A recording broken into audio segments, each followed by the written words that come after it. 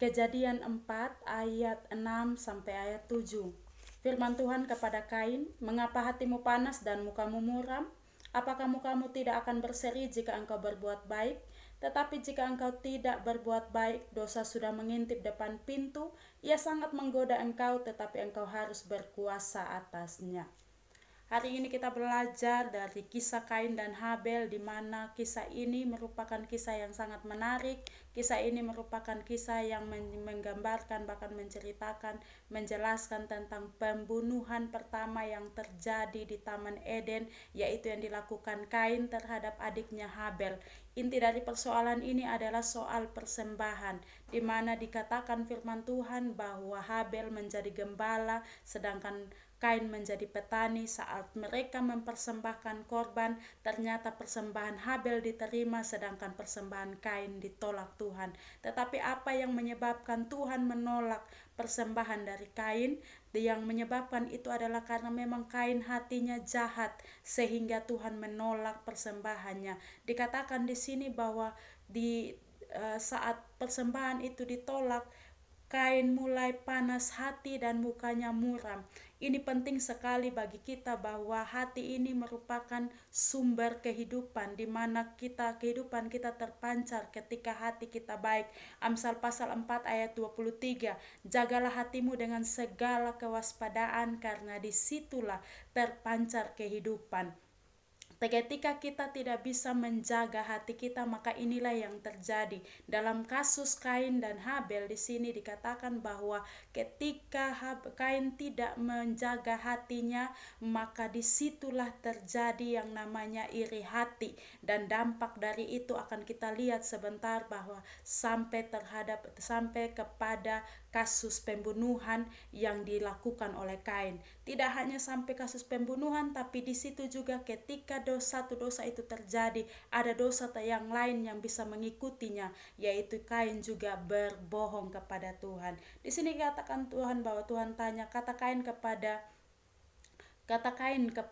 Habel adiknya, "Marilah kita pergi ke padang." Ketika ada di padang, tiba-tiba Kain memukul Habel adiknya itu, lalu membunuh dia. Firman Tuhan kepada Kain, "Di mana Habel adikmu?" Jawab Kain, "Aku tidak tahu. Apakah aku penjaga adikku? Dia sudah bunuh, dia tipu lagi." Dari sini kita melihat bahwa penting sekali kita menjaga hati. Kain panas hati, karena itu ia iri kepada saudara kandungnya Habel, padahal dialah yang salah di hadapan Tuhan karena memberi persembahan. Dan saya yakin bahwa persembahan yang diberikan Kain tidak sepenuh hati, karena dijelaskan kepada dalam firman Tuhan pada bagian yang lain bahwa dia memang hatinya jahat sekali. Nah, Bapak Ibu Saudara yang dikasihi oleh Tuhan, iri hati yang disebabkan oleh panas hati karena dia tidak bisa jaga hati ini, saudara, membuat mukanya menjadi muram, lalu dia bunuh adiknya. Ada beberapa hal yang kita akan belajar dari kisah ini tentang iri hati. Yang pertama, iri hati membuat kita akan panas hati ketika melihat orang lain sukses, ketika melihat kehidupan orang lain, ketika melihat kehidupan orang lain berkembang, ketika melihat keberhasilan orang lain.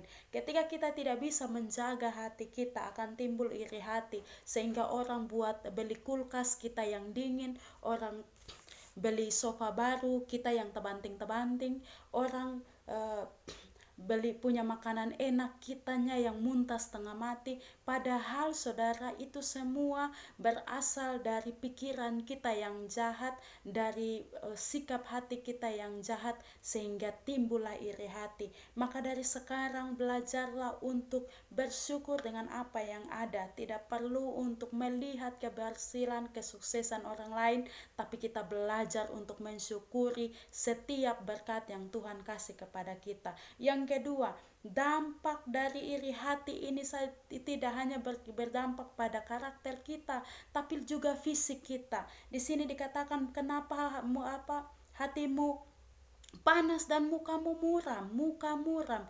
Bapak Ibu Saudara yang dikasih oleh Tuhan, orang kalau tiap hari iri hati, dia punya muka muram, pasang muka jelek begini, sudah lama sudah ada kerutan, tidak lama karena jarang senyum, ini pipi mulai agak kerut dan sebagainya, bahkan penyakit itu mulai muncul, mau jantung, mau darah tinggi dan sebagainya, karena posisi stres kita lebih tinggi. Stres karena lihat orang lain berhasil, stres karena lihat kehidupan kebahagiaan orang lain, yang membuat kitanya yang sakit hati, kitanya yang penyakit, kitanya yang terlihat lebih tua karena jarang senyum. Nah, Bapak Ibu Saudara yang kasih oleh Tuhan, orang iri hati ini memang dia muka jelek karena jarang senyum, jarang untuk bahagia. Karena apa? Artinya dia punya muka muram terus, artinya akhirnya mukanya juga jelek, mau putih-putih tapi kalau kerutan dan seterusnya, ini bahaya, cepat tua kita. Makanya jangan iri hati, karena orang yang iri hati pasti cepat tua. Yang ketiga, orang yang iri hati atau perasaan iri hati ini muncul akan membuat kita hilang penguasaan diri. Kita lihat di sini, karena Habel panas hati, mukanya muram karena dia iri hati, akhirnya dia melakukan dosa, yaitu bunuh adiknya. Pembunuhan ini dosa. Tidak sampai dibunuh tapi dia tipu Tuhan. Jadi dari satu dosa ini bisa merambat kepada dosa yang lain. Hari ini mungkin kita tidak membunuh, tapi kita membunuh karakter orang lain lewat kata-kata kita. Kita membunuh semangat orang lain lewat kata-kata kita. Sehingga kita sering maki orang, terus kita bilang itu hanya di mulut tapi di hati sonde. Tidak demikian, apa yang kita katakan itu keluar dari hati. Jadi kalau kita terbiasa maki, tidak mungkin hati kita tidak beres. Hati kita pasti itu tidak beres, saudara. Makanya kita sering maki, pikiran kita kotor, dan sehingga kita maki, kita gosip orang lain, kita fitnah orang lain. Dan ini dari iri hati kita bisa gosip orang, dari iri hati kita bisa fitnah orang, dari isi hati kita bisa jadi iri hati kita jadi pembohong, dari iri hati, saudara, kita juga bisa membunuh karakter, membunuh masa depan, membunuh semangat orang lain. Yang keempat, akibat dari iri hati ini tidak hanya sampai di situ, tapi iri hati ini membuat kita tidak bertumbuh dalam iman. Ketika kita melayani Tuhan, ada teman pelayanan kita yang diberkati Tuhan dalam pelayanan, terus kita iri hati, kita tidak akan bertumbuh, kita tidak akan mencapai yang namanya kedewasaan. Karena dalam mencapai kedewasaan kita harus buang sifat-sifat ini.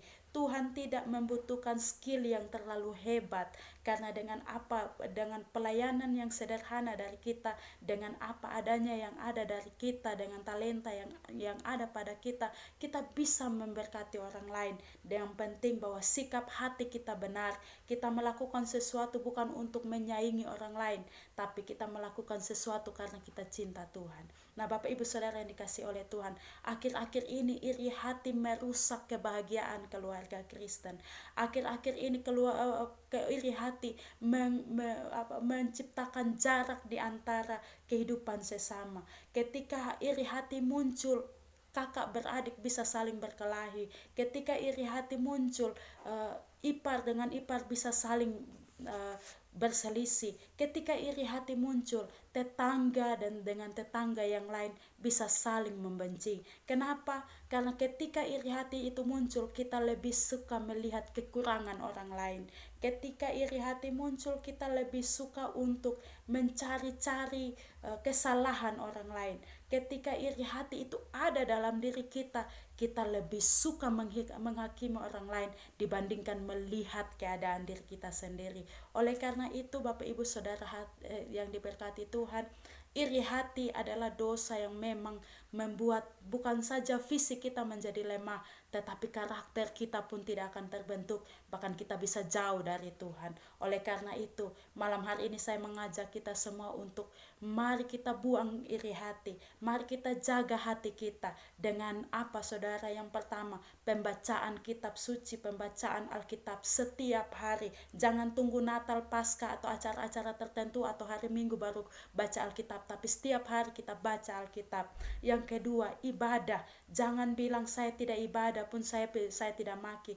Ibadah itu penting untuk mengubah karakter kita, dan juga berdoa itu penting sekali. Doa itu nafas hidup kita. Mari berdoa. Tuhan Yesus memberkati.